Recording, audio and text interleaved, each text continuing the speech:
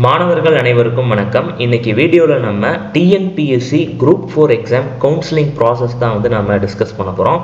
இந்த காணொளியில நான் இந்த கவுன்சிலிங் ஸ்டார்டிங் டு எண்ட் வரைக்கும் எப்படி இருக்கும் அப்படின்றத டீடைலா டிஸ்கஸ் பண்ண போறேன்.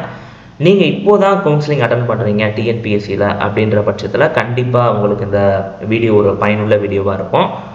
ஃபர்ஸ்ட் இந்த கவுன்சிலிங் எந்த டேட்லேருந்து எந்த டேட் வரைக்கும் நடக்க போகுது அப்படின்றத நம்ம பார்த்தோம்னா ஜான்வரி 22 ஆரம்பிச்சு மார்ச் 12 வரைக்கும் இந்த கவுன்சிலிங் நடக்க போகுது. இதில் டிஎன்பிஎஸ்சி ஒரு 4 ஸ்லாட்டை டிஎன்பிஎஸ்சி கொடுத்துருக்காங்க. இதை நீங்கள் டிஎன்பிஎஸ்சி வெப்சைட்டில் அஃபிஷியல் வெப்சைட்டில் நீங்கள் போனீங்கன்னா ரெக்ரூட்மெண்ட் அப்படின்றதுக்கு கீழே உங்களுக்கு கவுன்சிலிங் அப்படின்னு ஒரு ஐக்கான் இருக்கும். அதை நீங்கள் கிளிக் பண்ணும்போது ஃபஸ்ட்டு உங்களுக்கு ஜேஏ ஜூனியர் அசிஸ்டண்ட்டு, விஏஓ, அப்புறம் பில் கலெக்டர், இது ஃபஸ்ட்டு ஸ்லாட்டில் கொடுத்துருப்பாங்க. அப்புறம் ஸ்டெனோடைபிஸ்ட் 1, அப்புறம் ஸ்டெனோடைபிஸ்ட் 2, ஸ்டெனோடைபிஸ்ட் 3. இது நான் மேல் சொன்ன இந்த பதவிகள் எல்லாத்துக்கும் உங்களுக்கு கவுன்சிலிங் இந்த டேட்லேருந்து இந்த டேட்டுக்குள்ளே நடக்க போகுது. அதாவது ஜான் 22லேருந்து மார்ச் 12க்குள்ளே உங்களுக்கு நான் சொன்ன பதவிகள் எல்லாத்துக்கும் அந்த கவுன்சிலிங் டிஎன்பிஎஸ்சி முடிக்க போகிறாங்க. இந்த கவுன்சிலிங் எப்படி ஸ்டார்ட் ஆகும் அப்படின்றத நம்ம பார்க்கலாம். உங்கள் எல்லாத்துக்கும் ஒரு மெமோ டிஎன்பிஎஸ்சிலேருந்து இஷ்யூ பண்ணியிருப்பாங்க. அந்த மெமோ தான் ரொம்ப முக்கியம்.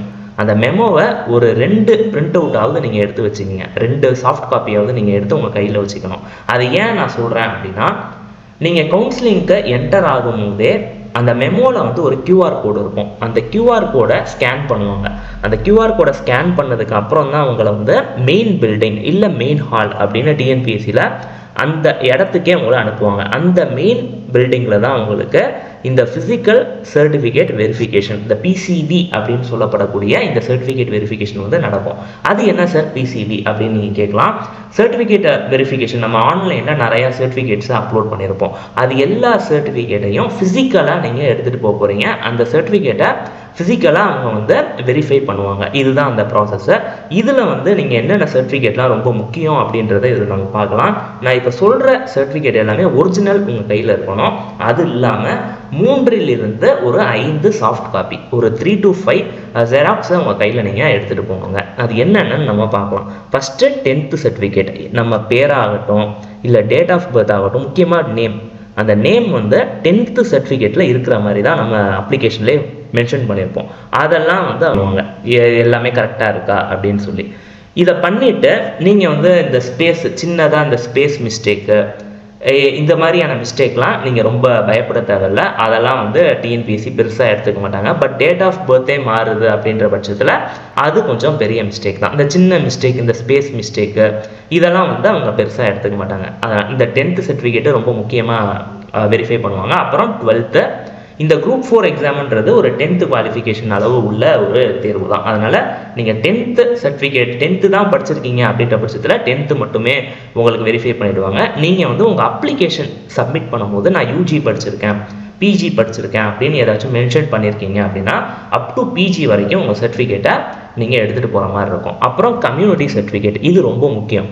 உங்கள் கம்யூனிட்டி சர்டிஃபிகேட்டில் உங்கள் நேமு, உங்கள் ஃபாதர் நேம் இருக்கிற மாதிரி இருக்கக்கூடிய அந்த கம்யூனிட்டி சர்டிஃபிகேட்டு அதை கட்டாயமாக நீங்கள் ஒரிஜினல் எடுத்துகிட்டு போகணும். சாஃப்ட் காப்பியும் ஒரு 3லேருந்து ஒரு 5 சாஃப்ட் காப்பி வச்சுக்கோங்க. இது இல்லாமல் நீங்கள் தமிழ் மீடியம் இடஒதுக்கீடு நீங்கள் கோருறீங்க அப்படின்ற பட்சத்தில் அந்த பிஎஸ்டிஎம் சர்டிஃபிகேட்டையுமே நீங்கள் எடுத்துகிட்டு போகணும். அப்புறம் ஃபோட்டோ, இதெல்லாம் நீங்கள் எடுத்துகிட்டு போகணும். இது இல்லாமல் ஸ்பெஷல் ரிசர்வேஷன், பிடபிள்யூடி ரிசர்வேஷன், அப்புறம் விடோ ரிசர்வேஷன், இது மாதிரி ஏதாச்சும் ஒரு ஸ்பெஷலாக சர்டிஃபிகேட் உங்கள்கிட்ட இருக்கிற பட்சத்தில் அந்த சர்டிஃபிகேட்டையும் நீங்கள் எடுத்துகிட்டு போகணும். நான் சொல்கிற இந்த சர்டிஃபிகேட்டோட மெமோ ரொம்ப முக்கியம். இது எல்லாமே உங்கள் கையில் இருக்கணும். வித் அந்த பிடபிள்யூடி கோட்டா நீங்கள் கிளைம் பண்ணுறீங்க அப்படின்ற பட்சத்தில் அந்த சர்டிஃபிகேட், இதெல்லாம் அவங்க இந்த பிசிவி அப்படின்னு சொல்லப்படக்கூடிய அந்த ஃபிசிக்கல் சர்டிஃபிகேட் வெரிஃபிகேஷனில் நல்லா தரோவாக வெரிஃபை பண்ணுவாங்க. அதை வெரிஃபை பண்ணதுக்கு அப்புறம் தான் உங்களை கவுன்சிலிங் ஹாலுக்குள்ளே அலோவ் பண்ணுவாங்க. அந்த கவுன்சிலிங் ஹால் எப்படி இருக்கும் அப்படின்னு நீங்கள் பார்த்தீங்கன்னா, ஒரு மெயினான ஒரு ஸ்க்ரீன் ஒன்று இருக்கும், ஒரு டிஸ்பிளே மாதிரி ஒரு செட்டப் இருக்கும். அதில் தான் இந்த டிபார்ட்மெண்ட்டில் இவ்வளோ வேகன்சி இருக்குது, இந்த டிஸ்ட்ரிக்டில் இவ்வளோ வேகன்சி இருக்குது அப்படின்றதெல்லாம் உங்களுக்கு அந்த ஸ்க்ரீனில் ஸ்க்ரோல் ஆகிட்டே இருக்கும். நெக்ஸ்ட்டு இப்போ நீங்கள் இதுக்கு போகிறதுக்கு முன்னாடியே இன்னும் கவுன்சிலிங்க்கு ஒரு ஆல்மோஸ்ட் ஒரு 10 days கிட்ட இருக்குது உங்களுக்கு. இப்போ நீங்கள் என்ன பண்ணணும் அப்படின்னா, ஒரு 4லேருந்து 5 டிபார்ட்மெண்ட்டை நீங்கள் செலக்ட் பண்ணணும். அந்த டிபார்ட்மெண்ட்டை எப்படி செலக்ட் பண்ணலாம் அப்படின்னு நீங்கள் பார்த்தீங்கன்னா, ஒவ்வொரு டிபார்ட்மெண்ட்டுக்கும் ஒரு சில ப்ரோஸ் அண்ட் கான்ஸ் இருக்கும். அந்த ப்ரோஸ் அண்ட் கான்ஸ் எல்லாத்தையும் நீங்கள் அனலைஸ் பண்ணணும். ஃபார் எக்ஸாம்பிள் ஒரு டிபார்ட்மெண்ட்டில் இப்போ ப்ரொமோஷன் நல்லா இருக்கும், ரொம்ப குயிக்காக ப்ரமோஷன் வருது அப்படின்னா அந்த டிபார்ட்மெண்ட்டை நீங்கள் கன்சிடர் பண்ணலாம்.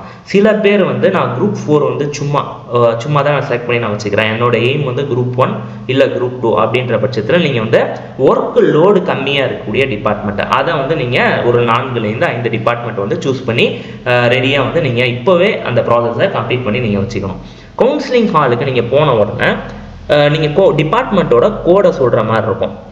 டிபார்ட்மெண்ட் கோடு, டிபார்ட்மெண்ட் நேமு, அப்புறம் டிஸ்ட்ரிக்ட், இதெல்லாம் நீங்கள் சொல்லணும். இதெல்லாம் நீங்கள் சொன்னால் தான் வந்து உங்களுக்கான அந்த சீட்டு வந்து அந்த ப்ராசஸ் எல்லாம் முடிஞ்சவொடனே நீங்கள் வந்து மைக்கில் வந்து இதை நீங்கள் அனௌன்ஸ் பண்ணுவீங்க. இதை நீங்கள் சொல்லி கொஞ்சம் நேரம் கழித்து உங்கள்கிட்ட நீங்கள் கிளம்பி வரதுக்கு முன்னாடி வந்து உங்கள்கிட்ட ஜாயினிங் ஆர்டர் அப்படின்றது லாஸ்ட்டாக டிஎன்பிஎஸ்சி வந்து இஷ்யூ பண்ணுவாங்க.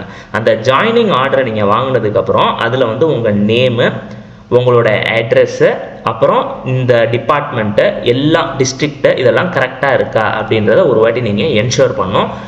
இனிமே வரக்கூடிய வீடியோஸில் வந்து நான் வந்து எல்லா டிபார்ட்மெண்ட்டை பற்றியும் என்னோட வரக்கூடிய வீடியோஸில் நான் போட போகிறேன். எந்த டிபார்ட்மெண்ட்டில் ப்ரொமோஷன் குயிக்காக இருக்கும், அப்புறம் எந்த டிபார்ட்மெண்ட் வந்து உங்களுக்கு வேலை பளு பணி சுமை கம்மியாக இருக்கும் அப்படின்ற மாதிரி இருக்கக்கூடிய ஒவ்வொரு டிபார்ட்மெண்ட்டுக்கும் நான் தனியாக வீடியோ போடுறேன்.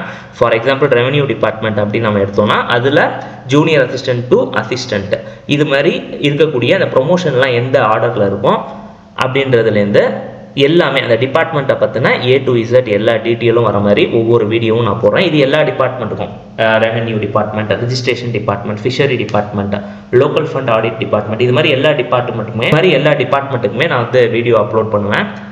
இந்த வீடியோ உங்களுக்கு ஒரு பயனுள்ள வீடியோவாக இருந்திருக்கும்னு நான் நம்புகிறேன். அப்படி பயனுள்ள வீடியோவாக இருந்துருந்துச்சுன்னா இந்த வீடியோவை லைக் பண்ணுங்கள், உங்கள் ஃப்ரெண்ட்ஸ்க்கும் ஷேர் பண்ணுங்கள். இவ்வளோ நேரம் இந்த வீடியோ பொறுமையாக பார்த்ததுக்கு ரொம்ப தேங்க்ஸ். தேங்க்யூ. தேங்க்ஸ் ஃபார் வாட்சிங்.